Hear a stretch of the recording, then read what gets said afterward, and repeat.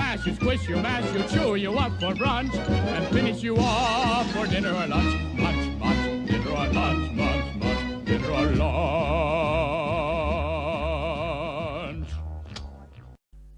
Hola a todos, bienvenidos a Filosofía Clase B, yo soy Oscar.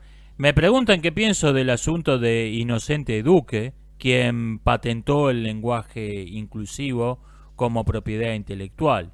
Y esto motivó tanto una discusión acerca de la legalidad de esa acción como acerca de quién inventó realmente el lenguaje inclusivo.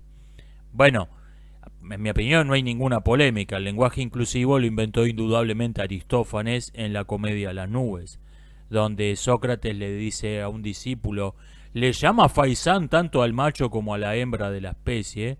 El discípulo le dice, tienes razón. ¿Y cómo debería llamarla a la hembra? Faisana, y al otro faisán. Esto demuestra indudablemente dos cosas. Una, que Aristófanes sin lugar a dudas es el verdadero inventor del lenguaje inclusivo. Lo lamento, Inocente Duque. Y dos, que en contra de lo que creen muchos helenistas, había pelotudos en la antigua Grecia.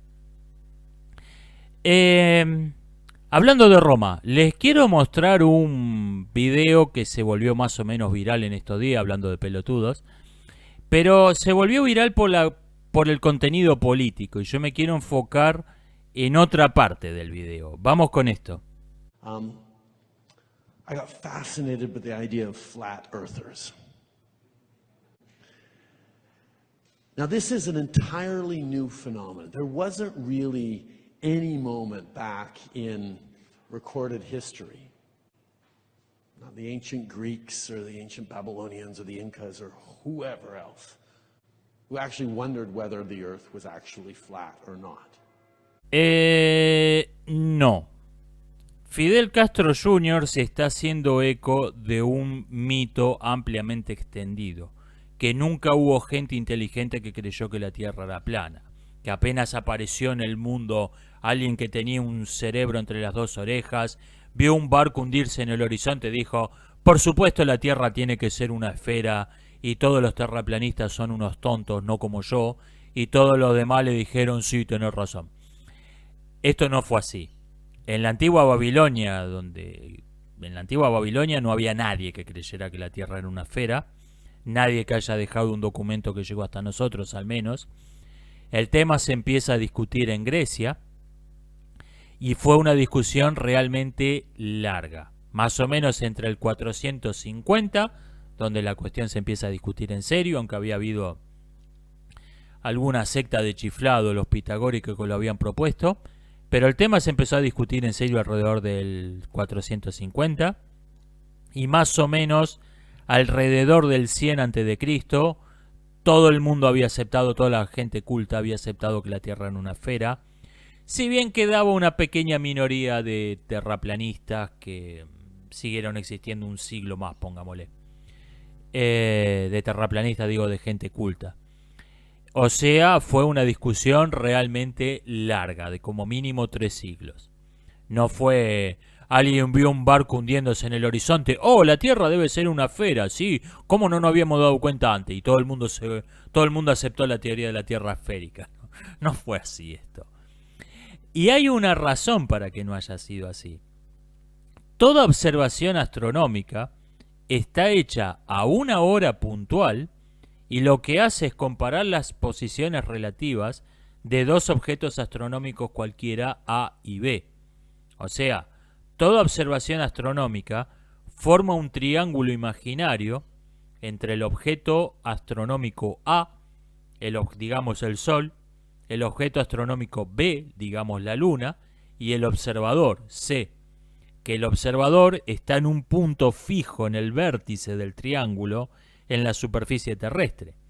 Ahora bien, como el observador está en un punto, es totalmente indiferente si ese punto es un punto de una curva o un punto de una recta. No tiene ninguna importancia, esto no hace absolutamente ninguna diferencia. Todas las observaciones son exactamente iguales, sea la Tierra plana o curva. No hay ninguna diferencia.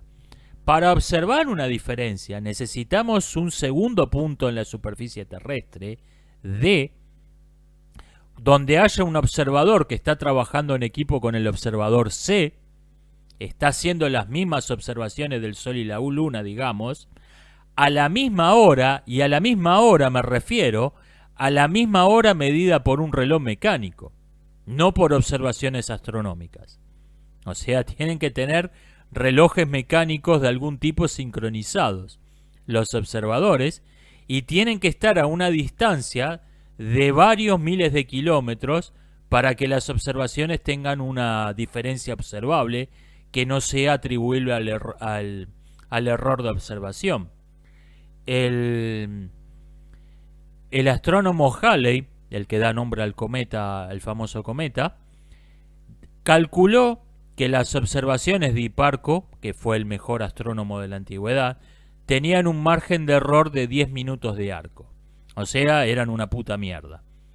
Con esos instrumentos de observación, como los que tenía Hiparco, y estamos hablando del mejor observador de la antigüedad, 2 Hiparcos, 2 observadores del mejor observador de la antigüedad, tenían que estar separados por al menos 3.000 kilómetros para observar diferencias que no sean atribuibles a los errores de medición. O sea, no era nada fácil. No era nada fácil darse cuenta que estábamos arriba de una esfera y no en una superficie plana. Que además es lo que nos dice el sentido común. Hasta que uno no entiende la ley de gravedad, razona como razonaba el poeta Lucrecio, que después de cierta parte del centro de la Tierra, al poner una pelota en la Tierra, esta empezaría a girar cuesta abajo. Eso es lo que nos dice el sentido común. Hasta que no entendemos cómo funciona la ley de gravedad, la idea de que estamos parados arriba de una esfera es bastante contraintuitiva. Así que no creía todo el mundo que la Tierra era una esfera desde la antigua Mesopotamia.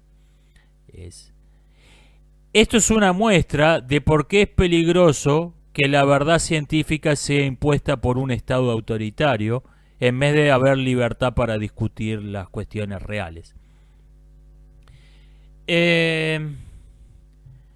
Me comentan, antes de que se hablara del meteorito como la causa de la extinción de los dinosaurios, la hipótesis principal era que se había debido a la actividad volcánica. Bueno, esta hipótesis en realidad no fue descartada del todo. Obviamente el impacto de un asteroide de 10 kilómetros de diámetro contra la Tierra obviamente tiene que haber tenido un impacto, valga el chiste involuntario y malo, sobre la fauna y flora terrestre, pero en realidad está lejos de ser un asunto cerrado esto. Todavía se habla de causas propias biológicas y se habla del vulcanismo como un asunto. Hay quienes dicen que cuando chocó el asteroide ya había una extinción masiva en curso y simplemente le dio un empujoncito al asteroide. Hay algo, desde un punto de vista filosófico, hay algo que no me agrada en esa hipótesis. No me voy a meter en discutir de biología, no me voy a meter a discutir de física, de climatología, de un montón de cosas que no sé. Desde un punto de vista epistemológico, y de esto sí sé un poquito, hay algo que no me gusta de esa hipótesis. Y es que existe un principio en filosofía de la ciencia que dice que la causa de un efecto tiene que ser un hecho del mismo tipo que el efecto. O sea, la causa y el efecto tienen que ser hechos de un mismo tipo. La causa de un hecho económico es otro hecho económico. La causa de un hecho social es otro hecho social. La causa de un hecho biológico es un hecho biológico y así. Perdón. ¿Y qué pasa con la hipótesis del choque del meteorito como causa de la extinción masiva? Que una extinción masiva es un hecho biológico y el choque de un meteorito es un hecho cosmológico, es un hecho cósmico. Por lo tanto, la hipótesis que dice que la extinción masiva, la última extinción masiva, se debió al choque de un meteorito, está diciendo que un efecto biológico, fue provocado por una causa cósmica. Y esto no es imposible, ese principio no es un dogma de fe, no es un axioma, es simplemente una regla práctica como la famosa navaja de Occam. Hay excepciones. Es una regla práctica que conviene tener en cuenta al formular hipótesis. Para explicar un hecho, trata de explicarlo con un hecho del mismo tipo. Es una regla práctica, pero no es infalible, hay excepciones. ¿Podría ser esta una excepción? Sí. Pero por regla general ese tipo de hipótesis tienden a ser incorrectas. La causa de un hecho biológico suele ser un hecho biológico. Y pues la única extinción masiva que tiene una explicación que no es controversial, que la aceptan todos los biólogos, que creo que es la primera, se debe a un hecho biológico que provoca un hecho biológico, o sea, cumple la regla. No sé, conviene tomarla con un poco más de escepticismo del que se la suele tomar esa hipótesis, me parece. Compartí un meme, un infograma donde comparaba una explosión nuclear con la erupción de un volcán hace un par de años. Y me dicen que si elegía una bomba de hidrógeno y no una bomba atómica, la diferencia no era tan grande. Es verdad, la altura, si la comparaba con la bomba SAR, la bomba más grande que se ha detonado, la altura estaba casi a la par. En cuanto, si lo medimos en megatones, no. Es un petardito al lado de una bomba atómica, la erupción del volcán al lado de la bomba SAR. Pero me preguntan también ¿cuánto CO2, cuánto dióxido de carbono emiten los volcanes? Mucho menos del que se suele creer. Ocurre con esto un poco como con ese experimento imaginario del cigarrillo explosivo. Lo he comentado ya antes, pero lo explico brevemente. Un matemático imaginó un mundo donde el cigarrillo es saludable, no hay ningún perjuicio para la salud en fumar, pero en cada 18.000 atados de cigarrillos hay un cigarrillo que tiene un cartucho de nitroglicerina escondido. Y cuando el fumador lo prende le explota la cabeza y salen pedazos de cabeza para todos lados. Y lo que decía este matemático es que en ese universo seguramente fumar estaría prohibido, el cigarrillo sería ilegal, aunque en realidad no mataría más gente que en nuestro universo, mataría una persona cada 18.000 atados de cigarrillo, igual que en nuestro universo. Este es el experimento imaginario del cigarrillo explosivo, lo que no importa qué tan importantes son realmente los efectos, sino si es espectacular el modo en que produce esos efectos. Bueno, los volcanes en realidad no emiten tanto CO2, lo que pasa que es llamativo una erupción de un volcán, sobre todo una monstruosidad como el volcán de la Polinesia que compartí en esa foto.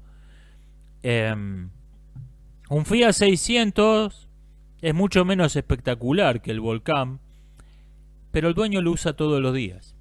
Esta es la cuestión. No tanto como se suele creer. La respuesta corta, mucho menos del que se suele creer.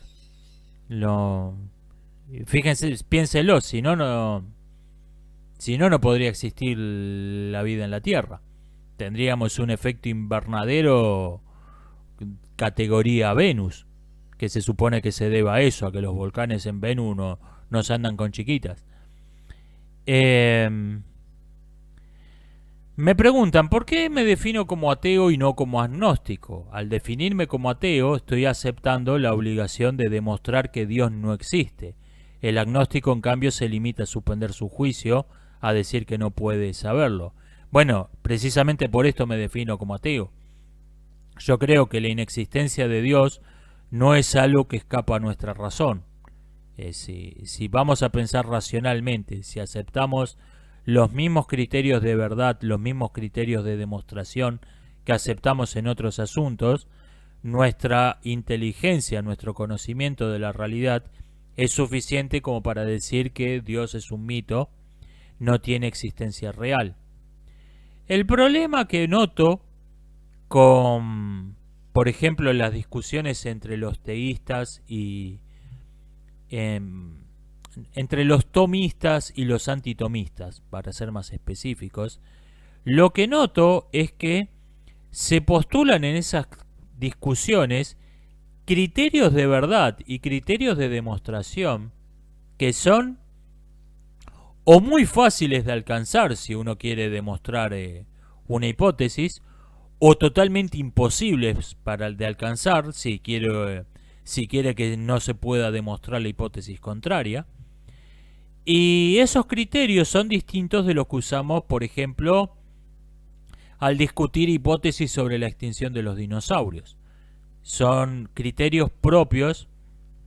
Por ejemplo, no se acepta como válida un argumento ateo que no demuestre que la idea de Dios es totalmente imposible e ilógica.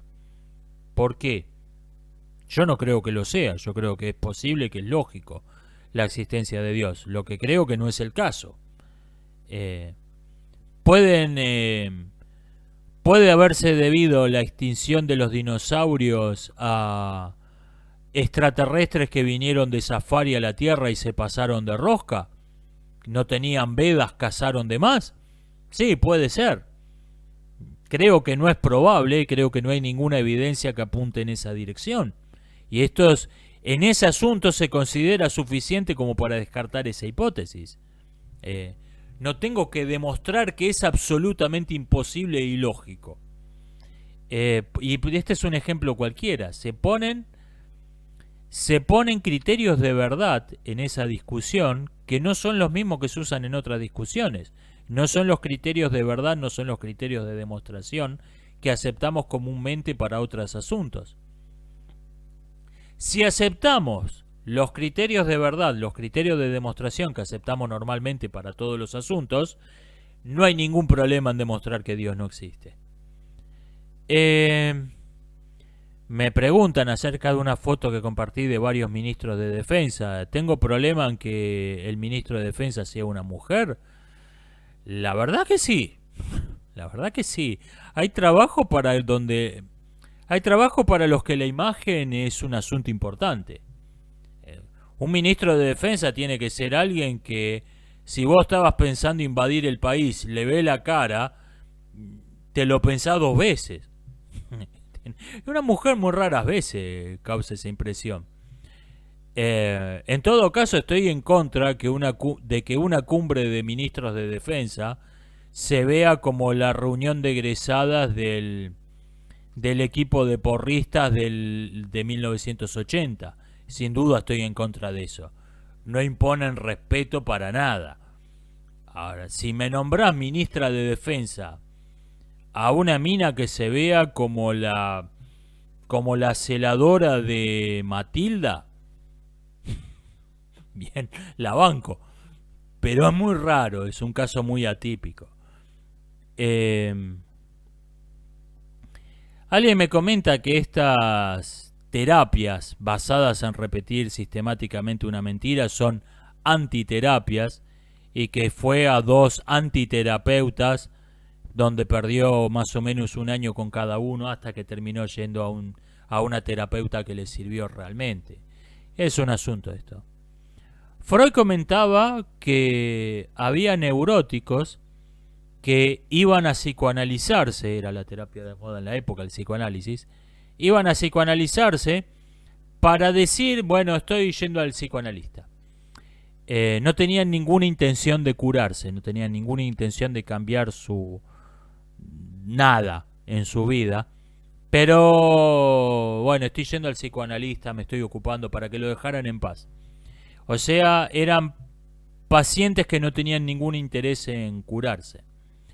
Freud les pegaba una patada en el culo a esos tipos, pero se ocurrió que gente con una ética profesional más relajada se dio cuenta de que eso era una mina de oro. Un paciente que no tiene ganas de curarse es un cliente de por vida. Un paciente que no se quiere curar es alguien a quien podés tratar 40 años, nunca te va a tirar la bronca de que 40 años de terapia no le sirvieron para una mierda, y va a seguir pagando todos los meses. Es un cliente de por vida. Este es el origen de todas estas antiterapias, que empiezan con las terapias de pareja. La terapia de pareja de por sí es un concepto absurdo. Vos al psicoanalista le podés... Todo lo más interesante no se lo podés contar con tu mujer al lado. El concepto mismo es un disparate de la terapia de pareja. Pero surge de ahí. Y después aparece en todo esto del body positivity, toda clase de charlatanes. Que es un buen término, antiterapias. Es una terapia que está cuidadosamente diseñada para que no vaya a ser cosa que te cures. Es una antiterapia. Pero bueno, el origen es ese.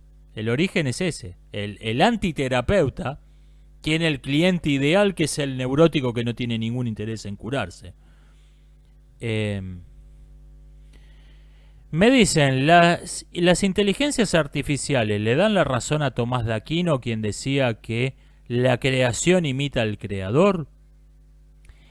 No me parece que tenga razón Tomás de Aquino en esto. Yo creo que esto es una propiedad de una tecnología rudimentaria, de una tecnología primitiva. Y es precisamente, si el universo fuera artificial, si los hombres fuéramos creaciones artificiales, no es lo que esperaríamos de un Dios omnisciente. No haría así las cosas. Las tecnologías primitivas imitan al ser humano, imitan al creador, porque nos falta imaginación, porque nos falta inteligencia. Entonces tenemos que aprender por ensayo y error. Primero tirábamos de un carro, cargábamos peso tirando de un carro. Después se nos ocurrió atarle un animal más fuerte que nosotros a tirar del carro. Después se nos ocurrió ponerle ruedas. Después se nos ocurrió ponerle motor.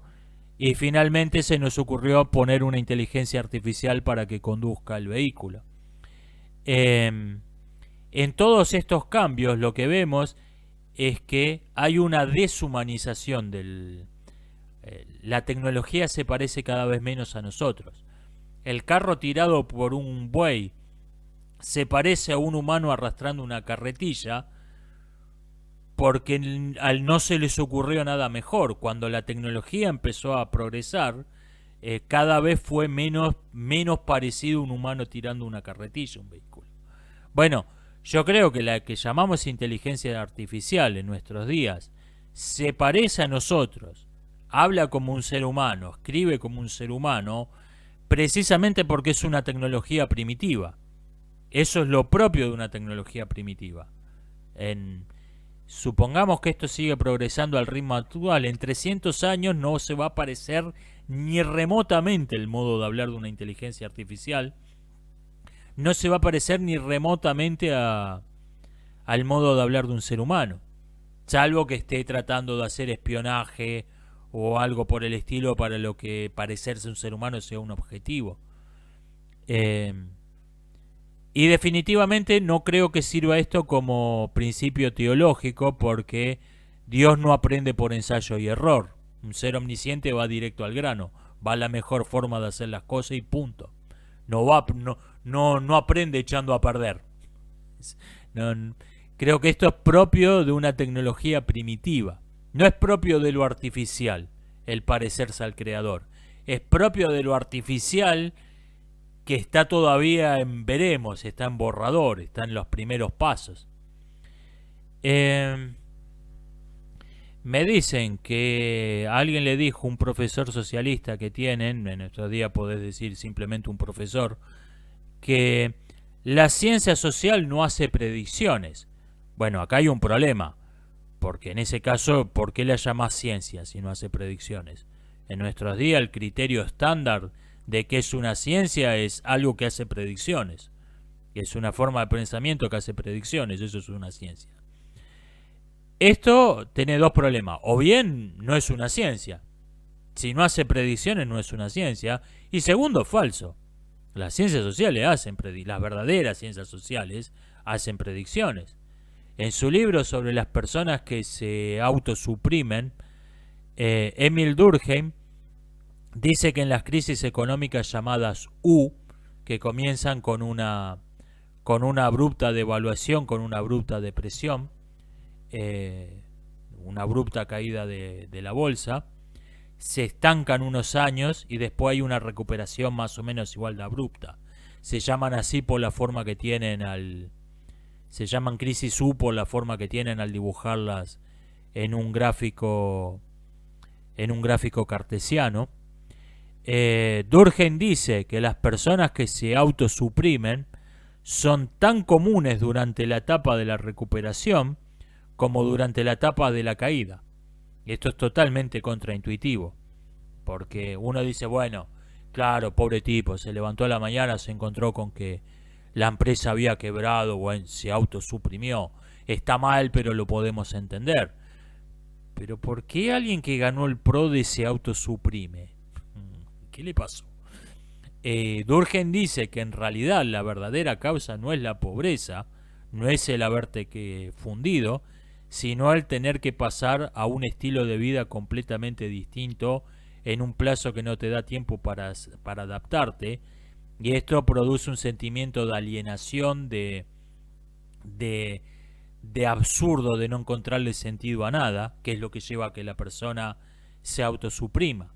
Ahora bien, eso mismo ocurre tanto si pasa de rico a pobre como si pasa de pobre a rico. Es el mismo caso.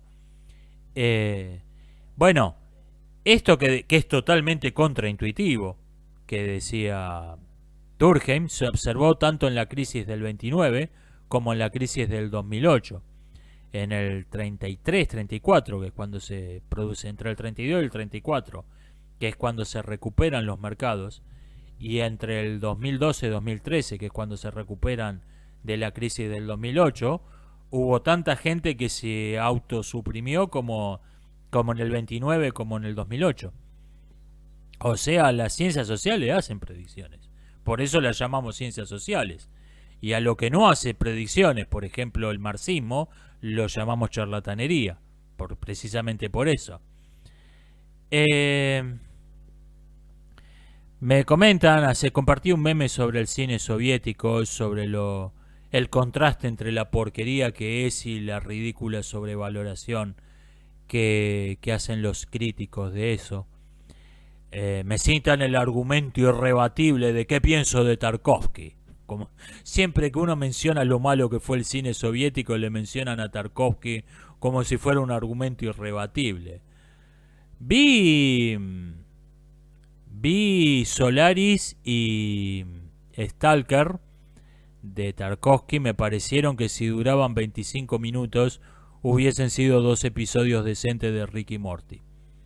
Y en efecto es lo mejor que produjo la Unión Soviética en 80 años, esas 2 películas. Y me preguntan si conozco La Reina de las Nieves. Sí, la vi. Un crítico la llamó la obra maestra del cine de animación soviético. La Reina de las Nieves. Tiene el nivel de animación de un serial semanal de bajo presupuesto del canal Nickelodeon. Y estoy siendo generoso. O sea, es el episodio de una semana en que los animadores de Nickelodeon estaban trabajando a reglamento. Eso es La Reina de las Nieves, la obra maestra del cine de animación soviético.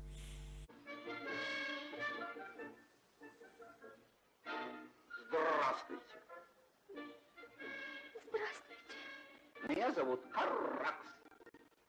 Очень приятно. Почему вы гуляете так поздно? И совсем одна? Неужели вам? ¡Déjame en paz, perrito!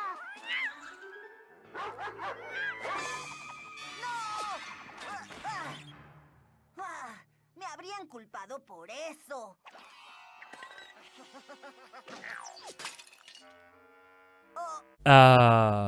Y desde luego tenés un sesgo que te impide ver que esto es maravilloso. Pregunta, ¿por qué nadie tiene un sesgo en contra de los ajedrecistas soviéticos? ¿Por qué 40 años después de que cayó la Unión Soviética, los aficionados al ajedrez seguimos estudiando las partidas de Spassky, de Karpov? O sea, ¿no será que si todo el mundo dice que el cine soviético era una mierda, por ahí era una mierda? No sé, digo, por ahí mi sesgo me impide razonar correctamente. Me preguntan también, referido más o menos a lo mismo, aunque en otro posteo. Me preguntan qué define a la propaganda. O sea, ¿una persona porque tenga un sesgo está haciendo propaganda? No. No. Incluso una persona que tiene un sesgo muy marcado, un sesgo ideológico muy marcado, por eso mismo no es propaganda. La propaganda no se caracteriza por tener una posición claramente favorable, por no ser neutral. Esto no es lo que define la propaganda. La propaganda se define por estar tratando de manipular los hechos, tratando de engañar al receptor.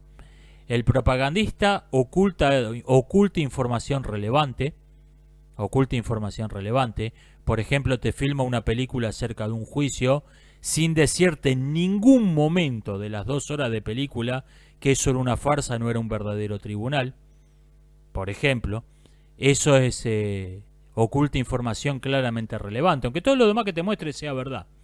Todo lo demás que muestre ocurrió tal cual en la realidad, simplemente que te lleva a asumir por sentido común que eso que estás viendo, ese juicio, está ocurriendo en un tribunal, es algo que forma parte de los procedimientos judiciales legales y no una corte canguro creada por el Poder Ejecutivo. Por ejemplo, eso es propaganda. Ocultar información que es claramente relevante. 2, mentir. Bueno, qué bueno que en esta campaña militar se respetaron todos los códigos de guerra, no se mató a ningún no combatiente y los prisioneros fueron tratados como dice la Convención de Ginebra. Eso, por ahí la realidad no fue así. Eso es propaganda. También es propaganda usar una terminología que es intencionalmente confusa.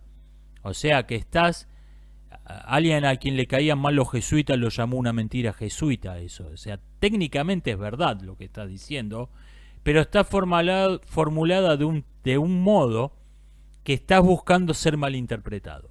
Aunque técnicamente, en el sentido literal de las palabras, lo que dijiste es verdad, está buscando ser malinterpretado. Eso es propaganda. Por ejemplo, en El Salvador han dictado una ley que pena con 17 años de prisión el pintar grafitis. Así te lo dicen todos los medios del mundo. Pintar graffiti está prohibido con 17 años de prisión. Y esto te busca crear la imagen mental, que estás ante una dictadura brutal que no permite la libertad de expresión y que castiga de modo draconiano hasta el delito más insignificante. En realidad esa ley se refiere a pintar grafitis de pandilla como forma de marcar que donde está pintado el grafiti es territorio de la pandilla. O sea, lo que está reprimiendo esa ley con 17 años de prisión es lo que en Argentina se llama sedición y en el Código Penal argentino está penado con 30 años de prisión. Eso es formular, pero es verdad que la ley salvadoreña prohíbe pintar grafiti con 17 años de prisión. Si vas al significado literal de las palabras, lo que dice es verdad, pero es una verdad dicha con la intención de mentir, con la intención de manipular, de confundir. Una verdad dicha para ser malinterpretada. Esto es propaganda. Y también es propaganda usar un término intencionalmente inadecuado, un término intencionalmente incorrecto. Por ejemplo, llamarle un error a un crimen. Esto es propaganda. No es propaganda tener un sesgo muy marcado, tener una posición claramente definida. Eso no es propaganda. Por ejemplo, el partido A bajó los impuestos, el partido B, que le siguió en el gobierno, los subió. Entonces, podés decir esto de modo neutral, como lo acabo de hacer. El partido A estaba en contra de los impuestos, el partido A estaba a favor de los impuestos, el partido A bajó los impuestos, el partido B subió los impuestos. Podés usar una terminología neutral para describir los hechos, o podés decir: el partido A liberó al pueblo del yugo tributario de los impuestos, y después vino el partido B y volvió a ponernos las cadenas del tributo medieval. Eso no es propaganda. Tampoco es propaganda: el partido A hundió el país en una anarquía tributaria y vino el partido B y puso orden fiscal y volvió a la civilización de un estado grande que cobra muchos impuestos. Eso tampoco es propaganda, porque esos tipos no están falseando la realidad, están describiendo están usando mucho más adjetivos de los necesarios, pero nada más. Están describiendo los mismos hechos objetivos, con distintos sesgos, con distintas palabras. Es, en cambio, sí es propaganda que alguien finja ser neutral o finja tener un sesgo contrario al que realmente tiene para engañar acerca de los hechos. O sea, alguien quiere... bueno, el partido A hizo un buen gobierno gracias a que... hizo algunas cosas buenas gracias a que subió los impuestos tanto como el partido B. Esto es una política que se ha sostenido a lo largo del tiempo. Eso está afectando neutralidad, pero en realidad está tratando de, para venderte que los impuestos son algo bueno, está que subir los impuestos es algo bueno, te está falseando los hechos, te está diciendo que el partido A, que bajó los impuestos, en realidad los subió. Y para que la mentira sea más creíble, te afecta un tono de: nosotros estamos informando acerca de los hechos, nosotros somos imparciales y objetivos. Esto se llama propaganda gris.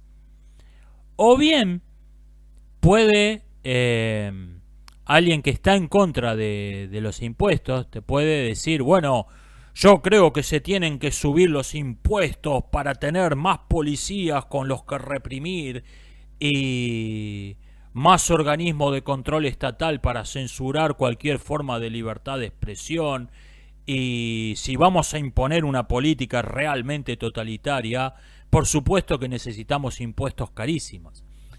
Ese tipo muy dudosamente sea partidario de subir los impuestos. Lo que quiera ese discurso está mintiendo precisamente para que lo rechaces. Ese discurso busca ser rechazado. Esto se llama propaganda negra. O sea, la afectación de neutralidad es propaganda. Tener un sesgo no es propaganda. Me preguntan qué pienso de la posibilidad de que haya una escalada nuclear. Si los ucranianos van a fondo contra Crimea, contra la península de Crimea, si no se conforman con menos que recuperar todas las fronteras que están reconocidas internacionalmente, esto es muy probable que termine en una escalada nuclear. Esto me refiero a la Segunda Guerra Ruso-Ucraniana. Y esto es una posibilidad. Esto es una posibilidad real.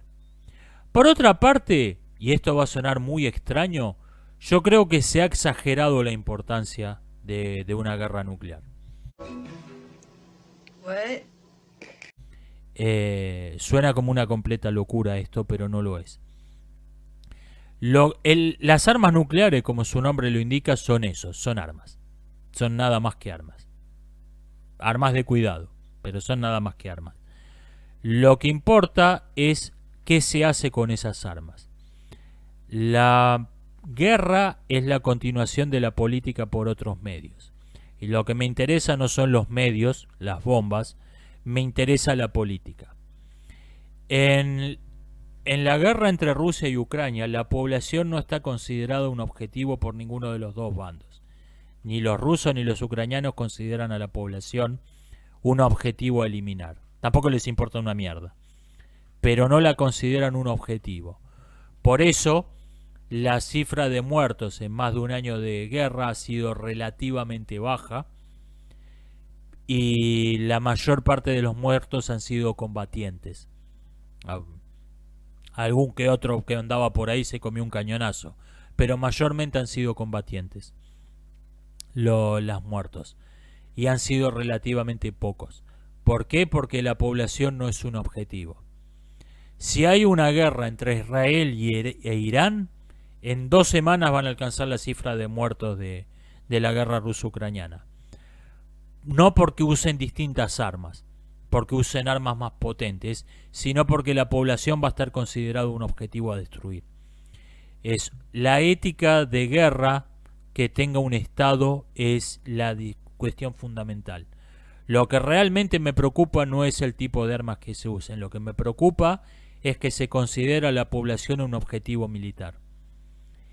La única guerra nuclear que existió hasta ahora sigue siendo, y esperemos que esto siga así, sigue siendo la Segunda Guerra Mundial, en donde los norteamericanos mataron alrededor de 230.000 personas en 2 bombardeos atómicos. En la guerra civil ruandesa, milicias no profesionales armadas mayormente con machetes mataron a 800.000 personas en unas semanas. O sea, la bomba atómica es más espectacular que el machete, pero el machete mata gente.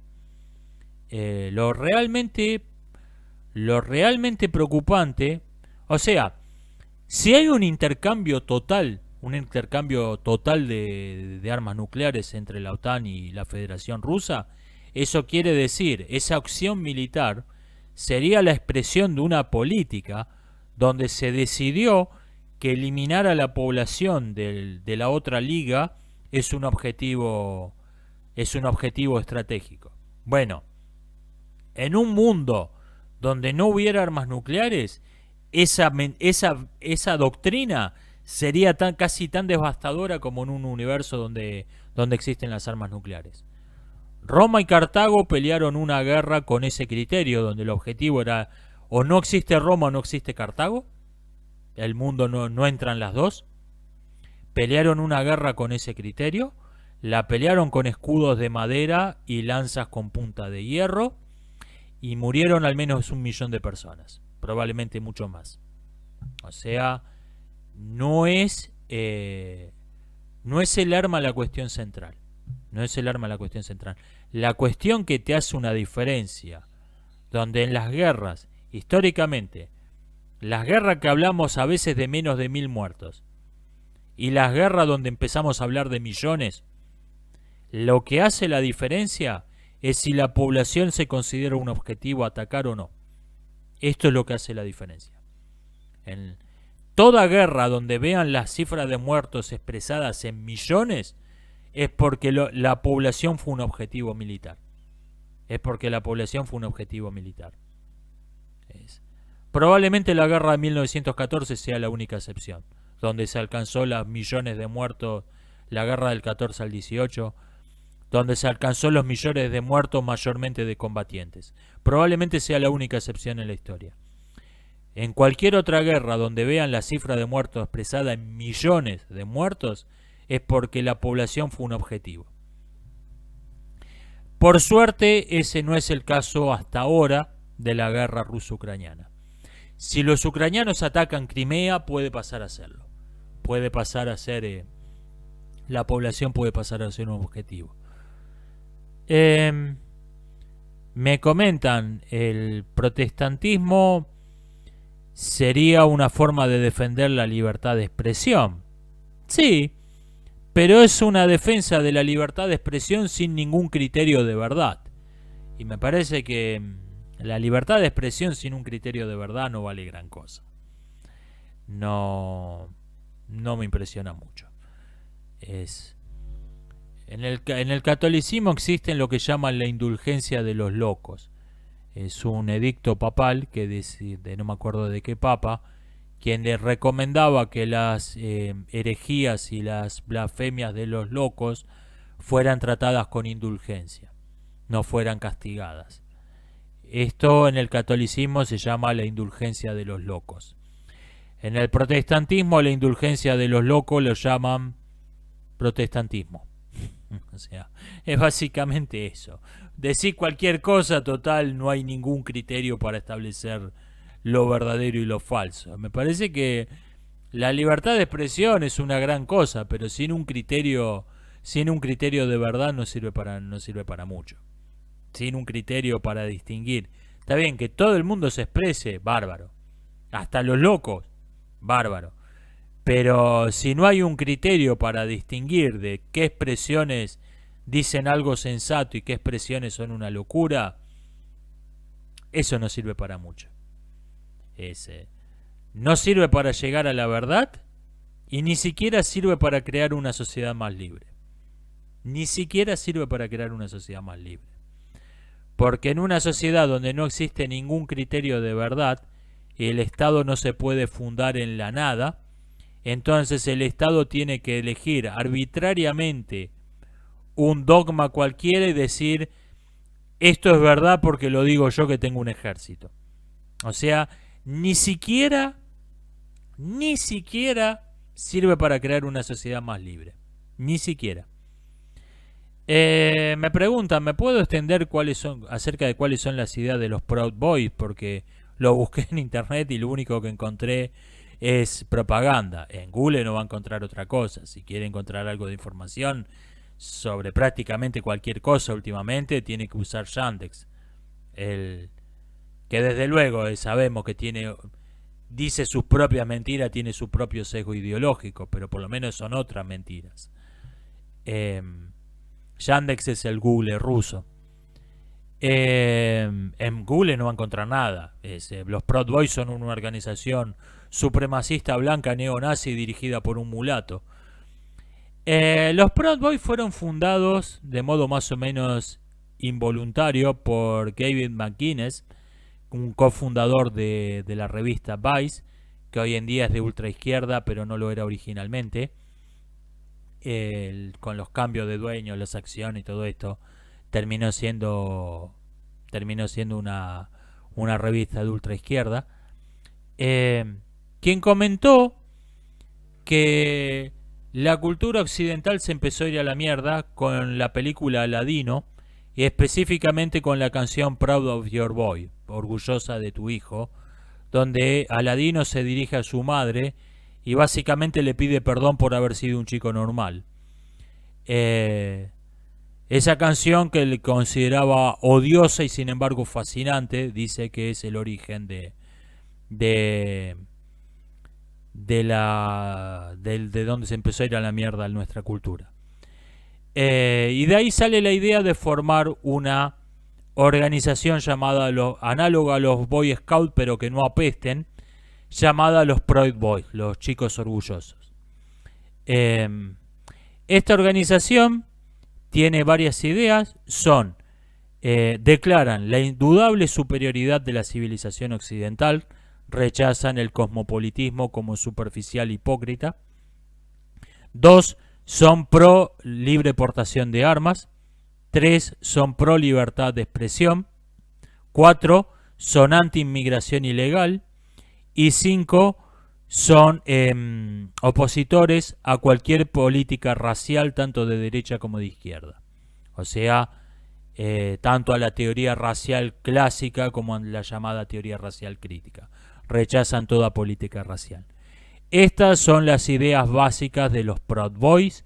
Si alguien funda un partido en Argentina con esta misma línea, ahí me tiene. Acá tiene un votante, acá tiene un adepto y acá tiene un canal para que vengan a hablar, para que vengan a difundir sus ideas. Simplemente no existe en Argentina eso. Por eso no tengo acá nadie que me represente, como dije. ¿Qué pienso de las noticias de Disney de los últimos días? A ver, veamos cómo andan las cosas en Disney. ¡Todos vamos a morir! Ah, ok, sigue como estaba cuando me fijé la última vez. Ah, Disney y Warner Brothers, las dos. Se comenta Disney porque es la más llamativa.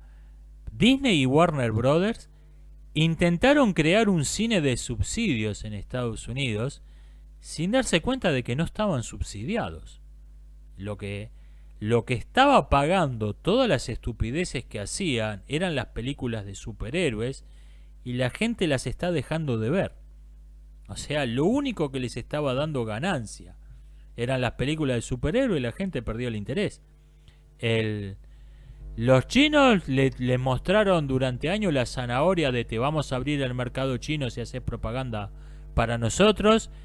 Le dejaron proyectar alguna que otra película en China, sí, y mientras tanto coparon Hollywood con Legendary Pictures, que era su verdadero objetivo, no abrirle las puertas de China a Disney, sino que Disney y otro gente con poder de lobby les abriera las puertas en Estados Unidos, y lo lograron.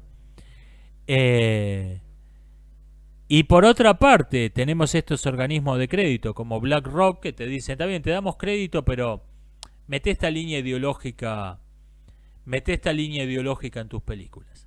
La doctrina ESG, metela en tus películas. Y los de Disney, bueno, sí, nos están dando crédito al cambio de que metamos sirenitas negras. Sí, a ver. Diferencia fundamental entre un subsidio y un crédito.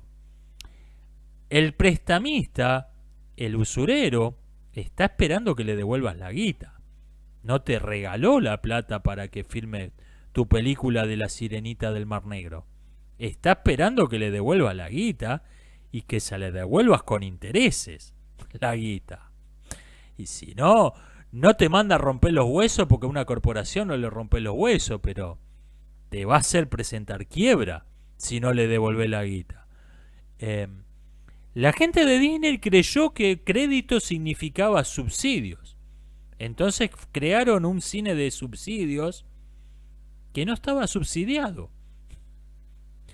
Yo creo que pasaron el punto de no retorno. Van las dos a la quiebra. Disney y Warner Brothers. ¿Cómo va a ser el cine post-woke? Yo creo que probablemente no sea una maravilla. Probablemente pasemos del virtue signaling, de las afectaciones de virtud, pasemos a un cinismo totalmente amoral.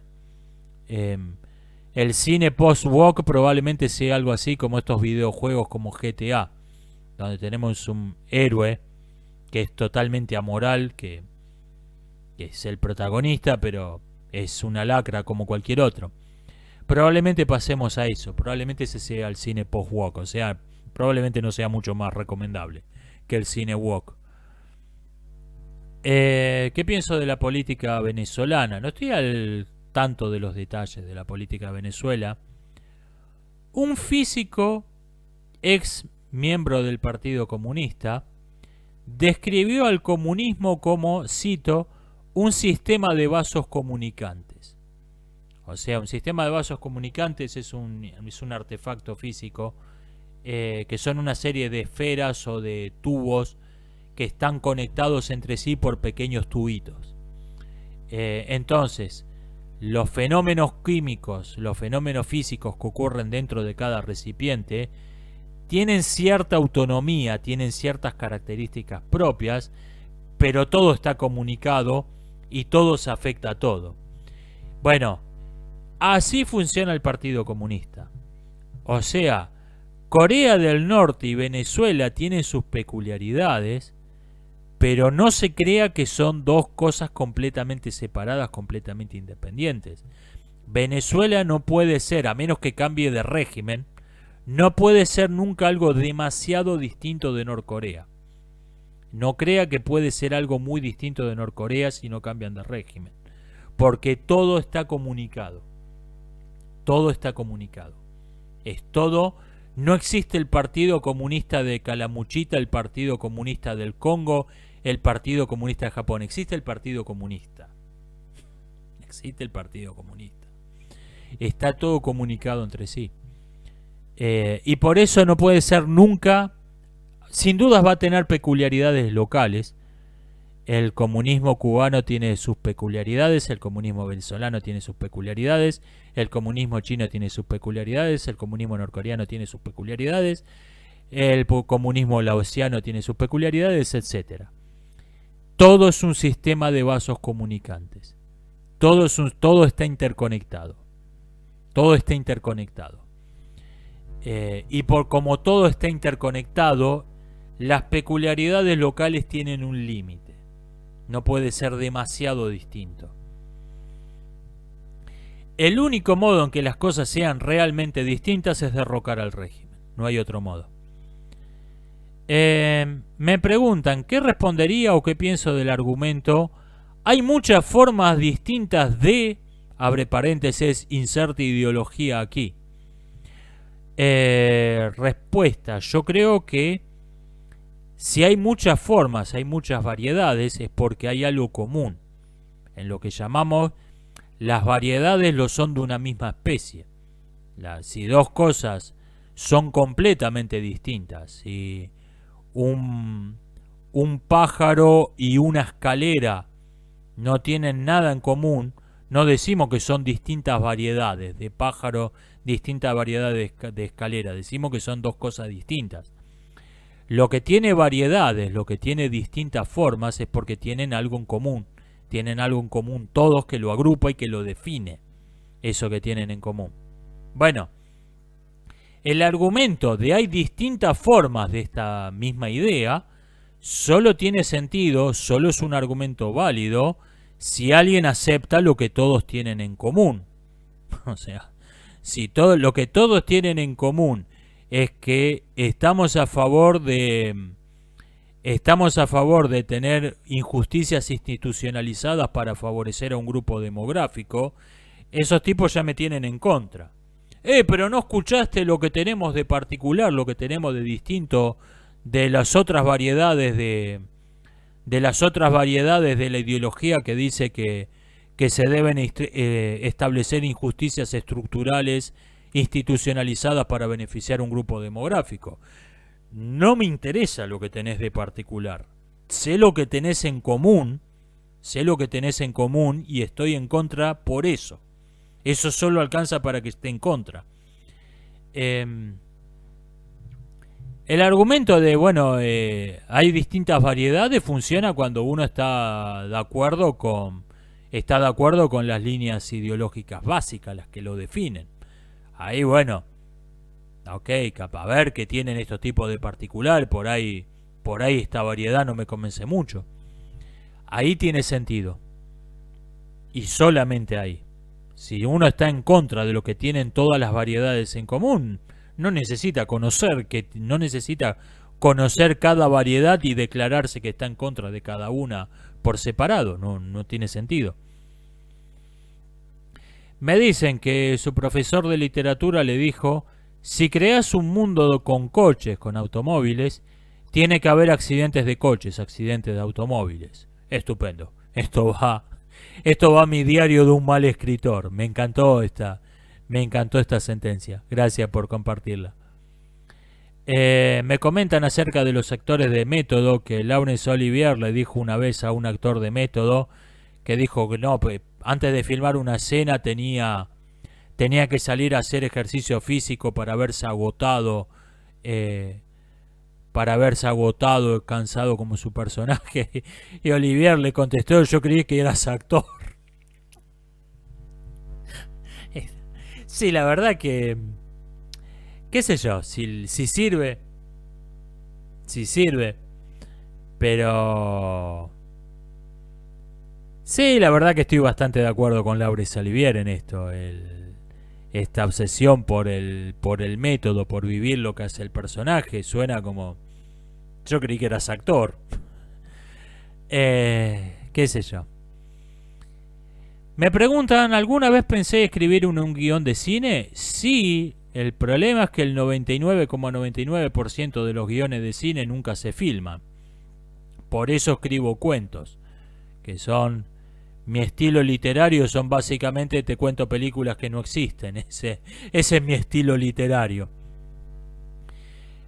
Tengo alguna idea dando vuelta, cada tanto me viene a la cabeza de escribir un guión, esto sí, no un cuento, basado en la vida de Cayo Marcio Coriolano, que sea lo más distinta posible a Coriolano de la tragedia de Shakespeare. Me parece que Shakespeare se dejó afuera todo lo más interesante. Esta es una idea que me ha dado vueltas en la cabeza cada tanto. Pero repito, lo que hago es escribir cuentos que son contar películas, porque no soy un tipo que tenga una gran formación literaria. O sea, la biblioteca puede parecer bastante impresionante, pero son todo ensayos. No he leído mucha ficción. Entonces lo que he hecho es ver miles de películas. Entonces cuando escribo un cuento, básicamente te cuento una película. Te cuento una película que no existe. Y los guiones no le veo sentido. Si casi ninguno, uno de cada 1000 se filma como mucho. Como mucho uno de cada 1000. No le veo ningún sentido. ¿Cuál es el propósito de crear una obra de arte que nunca se va a terminar? ¿Cuál es el propósito? Me dicen que el término obesidad mórbida tiene sentido. No es que existe una obesidad saludable. Ok. Me pasa que cuando uno ya asume de modo automático que está oyendo una tontería. Se le ha vuelto de sentido común esto. Me dicen que cuando me cambie de género, en vez de Oscara me ponga Hortensia. De nombre. Mejor nombre de travesti de la historia. Me preguntan, ¿a qué me refiero exactamente con una sociedad fundada en una mentira? ¿A la Atlántida? Bueno, Platón es sin duda el ejemplo más obvio y el que me ha llevado a pensar en estos asuntos, en la noble mentira de Platón. Es el ejemplo más obvio, precisamente porque no es algo real, porque es una obra literaria filosófica. Pero toda sociedad, todo régimen político basado en un mito, teocracia, en una ideología de Estado, socialismo, marxismo, o en una pseudociencia, astrología, teoría racial, cambio climático, y medicina genética, etcétera. Todo régimen político basado en una falsa ciencia, en una ideología de Estado, en un mito, es un régimen político que está basado en una mentira. Simplemente que Platón lo llama así. La única diferencia, que Platón lo llama por su nombre. Esa sociedad es una teocracia, un régimen socialista, una sociedad basada en una pseudociencia, sea la teoría racial, sea el cambio climático, sea la astrología, necesariamente es un régimen de castas. Necesariamente no puede haber igualdad ante la ley. Porque en una sociedad basada en una mentira, existe la casta de los mentirosos, que tienen que conocer la mentira y saber que es mentira, y cuando hablan entre ellos decir que la mentira es mentira, y tiene que existir la casta de los engañados, que o no saben que la mentira es mentira, creen que la mentira es verdad, o saben que es mentira pero no tienen libertad para decirlo entre ellos. O sea, una sociedad basada en una mentira es necesariamente un régimen de castas. No puede no serlo. Lo cual, por cierto, también es totalmente explícito en Platón. Tanto la Atlántida como la República de Platón son regímenes de castas. Esto es todo por hoy. Nos estamos viendo. Hasta la próxima.